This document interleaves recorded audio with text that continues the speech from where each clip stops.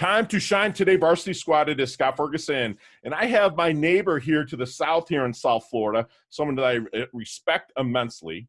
And I'm going to ask yourself, I'm sure all of us have asked ourselves at one time, what is the point of life? And my good friend Michael Levy here is going to come on and give his insight and outlook on many things across philosophy and other areas of life to help you level up. And make sure that you stay to the end, because I'm going to have him recite one of his poems. And again, I am super stoked to have Michael on. He's an author, poet, philosopher, has become world leader on the philosophy of truth and wisdom, although not many people know it, which is still okay because people find him like I found him. His 17 inspirational books have never been advertised or marketed, for he feels authentic work will eventually find their place in humanity by word of mouth over time. Just kind of like how I found him. Michael understands he knows little, but has yet to meet or hear anyone who knows more, which when I read that, it's a pretty bold statement, which is fantastic. So Michael, please come on, introduce yourself to Time to Shine Today's podcast squad. But first, what's your favorite color and why? That's my favorite color. That's something that no one's ever asked me before. I guess blue, because all good things come out the blue. Yes, they do. Yes, we do. And we have this really big Epsom salt thing here to our east called the Atlantic Ocean that we both kind of live by. And that's blue too. Well, most of the time it is. So again, welcome to the show, man. I'm so stoked to have you on. Can we get into the origins and kind of where you got started here, Michael? Yeah, well, I was born in Manchester, England, 1945, end of the war. A corner row house, no running hot water, outside toilet. People said it was poverty. Nobody ever told me I was poor. So for 19 years, I guess that was my palace. I used to play out in the street, so I was like a street urchin. I used to play, I used to love the movies. Once I was old enough to go to the movies, John Wayne was my favorite, and James Stewart. I used to be Qual Vadis, or, I used to play the roles. When I came out in the movie, I was playing the roles walking home. So my imagination was going. And I always lived in a state of mind that was different to other people. The teachers tried to teach me something. I tried to make them laugh, and we both failed. So I left school at 16, never read a book. Told the teacher I'd have a Rolls Royce, which I'm on 26. And this is a kid with holes in his shoes, poorest kid in the class. Started my own business at 19 because I was unemployable, really. I was too highly motivated to hold a job down. My enthusiasm boiled over and the people couldn't really cope with me. So I started on the street markets, started with £100, which is like $150 today. And I built it up into a large wholesale textile corporation. Bought my first Rolls Royce at 28, not 26. Also, I did commercial property and stock market investment for 50 years, as good as any fund manager can do. And I moved over to Florida 30 years ago. And I was going to start another business here, but it didn't work out. I had a friend who already moved over. And after 6 years of time out, looking over the ocean at night, and you know what that's like, stars shining on it, and sensing something within me got me here. And I was far too stupid to get myself here. I understand that, and I really am. I've always recognized my stupidity. I would never deny it. So I wanted to find out what it was. So for 6 years, I was asking inward questions. And at the end of it, I bought a computer, did a research for 6 months, and then the correlation between the ideas that I'd come up with and religion and science, I'd built this bridge. And one day I just sat down after another 6 months, started to scribble it down, and within 3 months, I'd written my first 3 books. And that's how I started to become a philosopher. That's fantastic. So can you maybe give me one of those inward questions that you said you were asking yourself? Yeah. How did I get to where I got to without any education? Okay. Because I passed my exams at 16, they call it the O levels in England, and I passed maths and commerce and English. Sure. And those are 3 basic things. I was kind of wondering, what was it that drove me? And I was very insistent, whether I was playing golf or bridge or whatever I was doing, it was still going around in my mind, 24/7, 365, for 6 years. And I realized it wasn't me that did it. there's a higher power. There's something that drives every human being on. It's called a spirit within us. And that spirit needs to be explained because most people don't even know what it is. You know, if you were a soldier, you were in Desert Storm, you know, when you were under pressure and there was something that you were needed to do, something inside you clicked. Sure. And when that clicked, you became fearless. Fear never entered your mind. And if you had to rescue a mate or something, you were in it, you did it, and that's what God's guiding you to do good. Now, spirit has always overcome evil, always, no matter, Sure. it sometimes takes a long time. It can take, the Second World War took 5 years, Right. but eventually it conquered it. It always will, because spirit cannot be manipulated by human beings. We're part of it, but a lot of the time into modern world, we try to drown it out by our intellect and by our ego. Right. So a lot of people will try to suppress that spirit by thinking that maybe they know it all instead of really like letting the spirit and that higher power guide them. Am I hearing that right? 100% correct. Okay. You give in to the spirit, let it guide you to where you need to be. And there's ways of getting and understanding that. But first of all, we've got to understand what we're not. And if we still live what we're not throughout our lives, then we're never ever going to be able to communicate with it. Now, I've seen very religious people who become very dogmatic within their religion. And they're as far away from God as you can get. Sure. It's true, isn't it? Because, yeah, it is. I mean, and all wars are caused that way. You know, Yeah. look at the guys in Iran. I know what they're doing.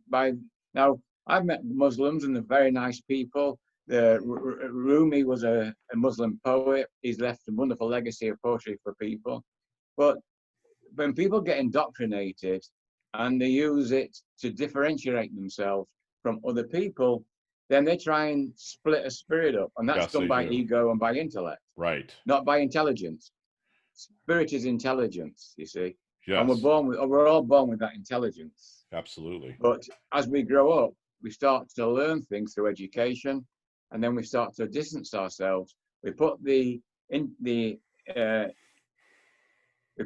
intelligence on one side, and then we start to manipulate it or try to with our intellect because we become clever. And once you think you're clever, you forgot you're stupid. Because unless you understand, and that's why stupid things happen. Look at 2008 and the collateralized notes.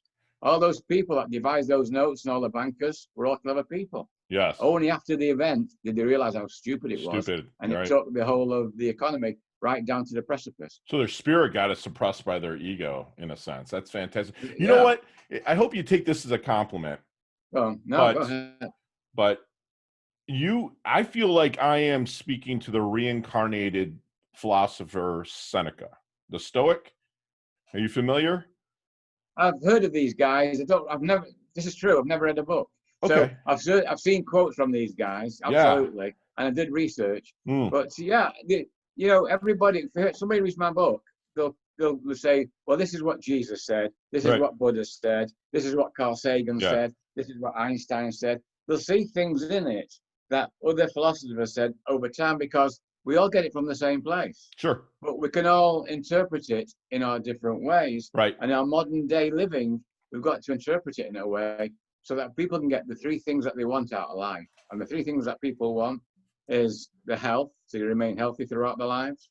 They need enough money to sustain their life so they've got security and shelter and help other people. And the third thing that they require is to live in a joyful state of mind all the time. And that's where my philosophy comes in, because it's all based on living in the moment of joy. And joy means just obey yourself, the true self of spirit that is outside the realms of Michael or my ego or what I think I know. Love that. That's an amazing acronym there. That's fantastic. So let's get in. Are you familiar? I don't know if you watch movies, but have you ever saw Back to the Future? The movie, yes. I watch lots of movies. Okay, so Back to the Future, which is right. You said you went to the picture shows a lot when you were young. But Back to the Future, let's get in our DeLorean with Marty McFly from Back to the Future. Let's go back to the 23-year-old Michael. What kind right? of knowledge nuggets, like that's what we call them here at Time to Shine Today, knowledge. What kind of knowledge nuggets are you dropping on the 23-year-old Michael to maybe help him shorten his learning curve, level up, and blast through? Just maybe a little You, quick.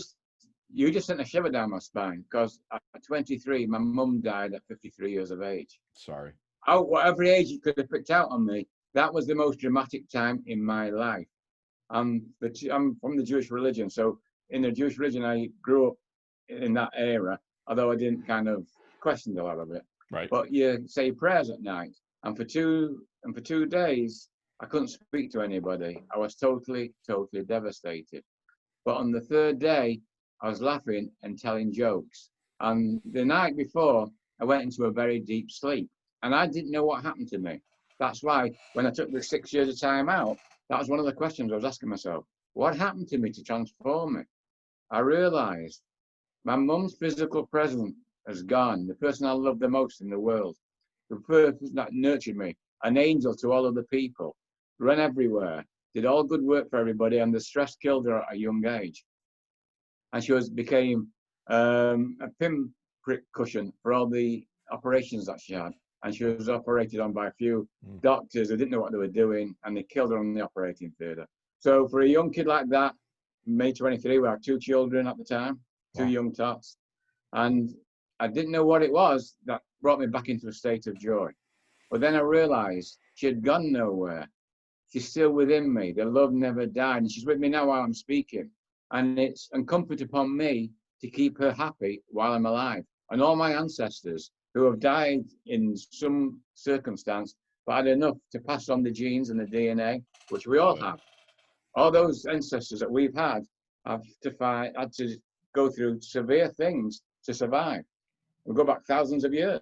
Sure. So here we are today with the thanks of all our ancestors. So we've got to give homage to that. We have to give thanks to that and to be grateful for every single second that we've been gifted to live on this precious planet Earth. So be immensely grateful. That's what you would probably tell them for every second. That's fantastic. So, Michael, I want to know how you want your dash remembered. That little line in between your incarnation date and your expiration date, your life and death date. How do you want that dash remembered? Maybe your epitaph or your legacy. One of the essays in one of my books is living the dash. Again, synchronicity with you. You've never read any of my books. Look at the this. Synchronicity is incredible between the questions that you're asking me. I mean, only spirit's guiding this conversation. Yes, absolutely. I agree. The dash, what would it be that people would remember me by? And I guess live a natural life as God intended you to live. Don't try and put on airs and graces. Don't try and become something that you're not. Be something for everybody else. The more you help others, the more you're helping yourself to live a joyful state of mind. And have the gratitude of the moment to be blessed. And don't allow the imagination of all the negative emotions that are all illusionary, hate, fear, all those things come into your mind and will try and sap your joy. Remember this, if you're stressed and you live in a state of mind, move to another state. Love it. Move to another state. Love it. So you work with people one-on-one or mainly groups, or how does that work with your company? I don't work with anybody. Okay. I've given lectures on ships. People ask me to give a talk on here. I live a private life, and basically I never wanted to be anybody's guru. I had thousands of people that have followed me over time. I've got 280,000 on Twitter. Wow. And all by default. And things have come along in their own volition, in their own way. And people will find, as I said earlier, the people will find the books in their own time. So I don't want to try and brainwash anybody to say, you know, you should do this, or you should do that, or you should do the other. When people get stressed enough, then they'll find me, or or whatever it's going to be, because they'll try all the other things. They go to the psychologist and the psychiatrist, and they're stressed themselves with modern day living. The reason we've got a pandemic going on, I understand the dynamics of that, but it shouldn't be a fearful kind of thing. We should understand the way that has got to be dealt with and what we need to do to be able to overcome it and still live in the joy of the moment, Yes. yet take all the precautions that we need to do. And to level up. And one thing I've noticed in our little brief conversation right here, Michael, is that you don't live like when I coach and I teach, I always say that the rearview mirror is smaller than the windshield for a reason, and I'm seeing a lot that you live in the present and what the spirit can do for you now instead of pulling forward a lot of the, lack of a better term, shit that's happened in your life, forward. Am I saying that correctly? You do a lot in the present and let the spirit guide you, right? Every moment. I don't know what I'm going to do. This was never rehearsed. I don't come try and rehearse something with you. I don't know what questions you're going to ask me.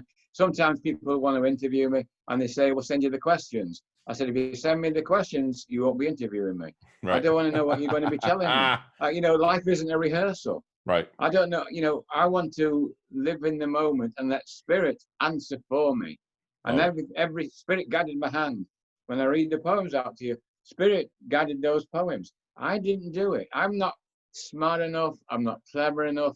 I know, but the human brain is. The human brain can connect. The neurons of the brain can connect to those blue wave bands. Sure. Like I said, everything comes out of the blue. Right. We're talking now through electromagnetic wave bands and microwaves. This is how we're being connected. They've always been in the universe. They've always been around.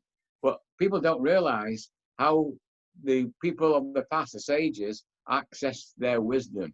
And really, everything that I put in the books and what I talk about has to have wisdom and truth. Yes. And it's not my truth. It's not my wisdom. It's wisdom through the spirit of who I deem to be at this moment in time. And when this body disappears, when everything physical goes, the spirit will still be enjoying that eternal glow of energy that will always be around. It never disappears. Energy can't disappear. Love it. And Michael, if you were to lose everything you've ever built in your life, right, what would be the first thing you would do to start the rebuilding process? The first thing I'd do would be a big smile and laugh at myself and say, well, I've got rid of all the baggage.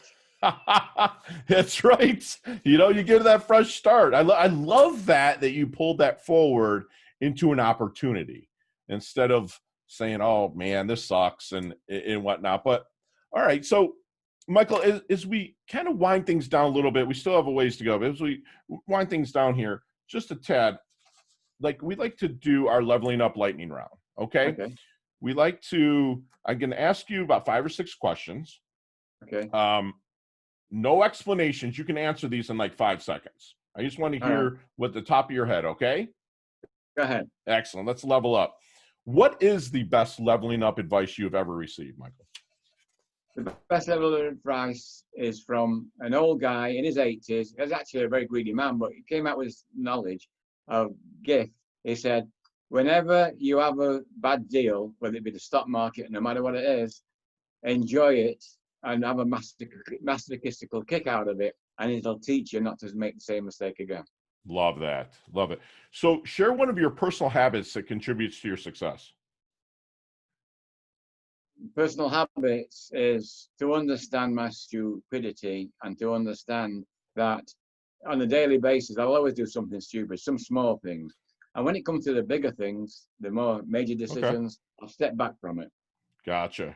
So if you could be physically, not mentally or anything, if you could stay one age physically for the rest of your life while still being able to learn and level up and expel wisdom, what age would that be?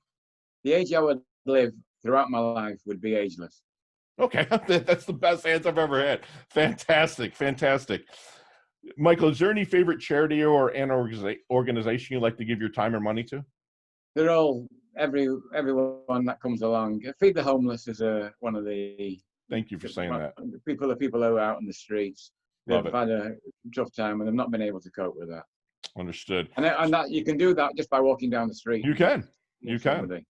So the last question here, what is the best decade of music? 60s, 70s, 80s, or 90s? Well, that's an easy one for me. I've got to say the 60s. I grew up with the Beatles. I saw them before they became famous. I was just going to say. They only sung about love. you know. They Yeah. made a decision only to sing about love, and their music will stand the test of time. Gotcha. Is there a real big over in England? Is there a big, not battle for a lack of a better term, but between the Beatles and Stones? Like who's better? Well, the Stones came from London. The Beatles were from Liverpool.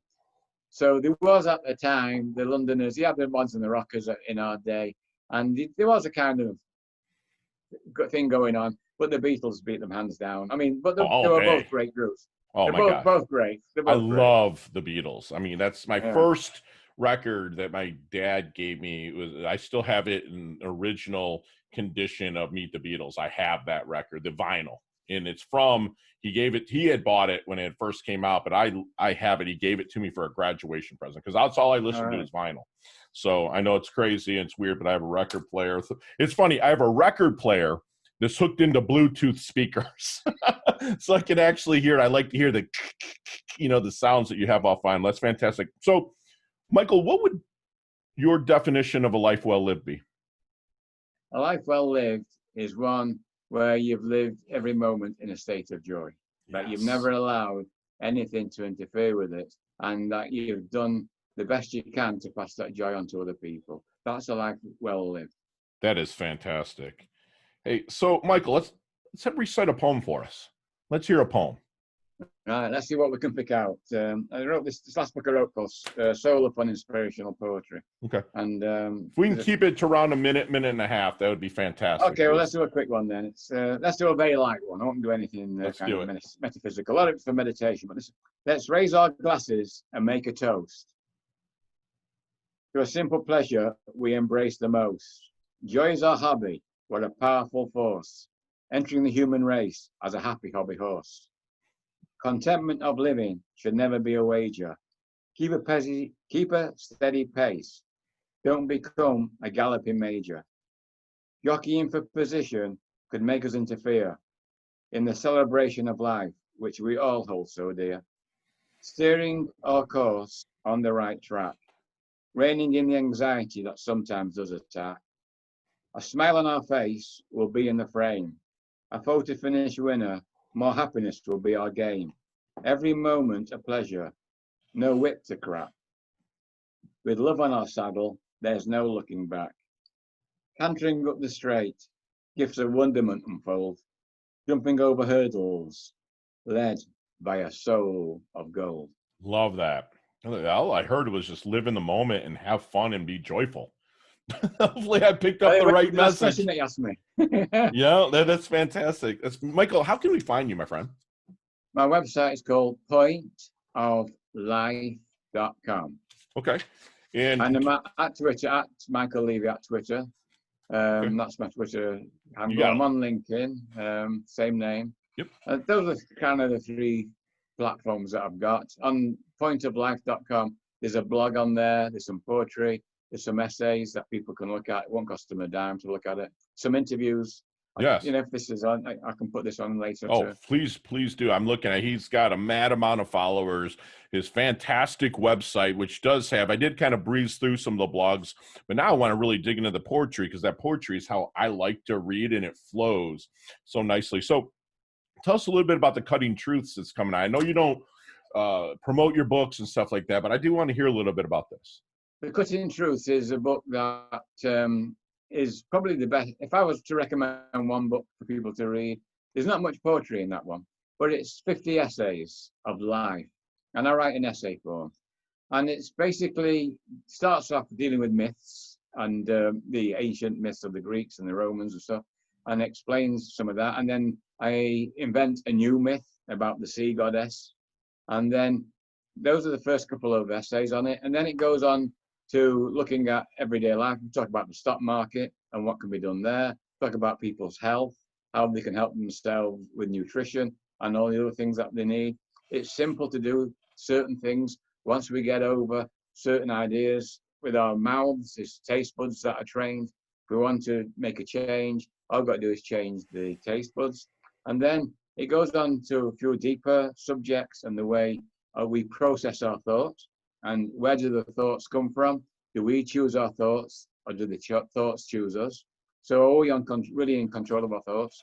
Do we really have freedom We have liberty. We're in a country that has liberty, and there's democratic process going on. We've got an election coming up. But what do we have in our mind? Do we have total freedom of mind every moment that we're on earth? And basically, at the end of the book, it's a book that was just a slow read. The people need to read it just one essay a day for 50 days, and then over again. And it's like basically a Bible for people to look and examine themselves. And it's only for people who are prepared to examine themselves, because it's only about themselves and what they're reading, about nothing else.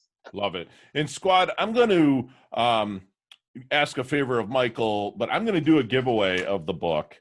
And I'm going to ask Michael to sign it, and I will make sure you get it. And the way I'm going to do it is the first one to comment on either my Twitter, Facebook, LinkedIn, or the Time to Shine Today page on LinkedIn and Twitter, which is this podcast will receive a free signed book from Michael on my dime, and I'll make sure that it makes it to you.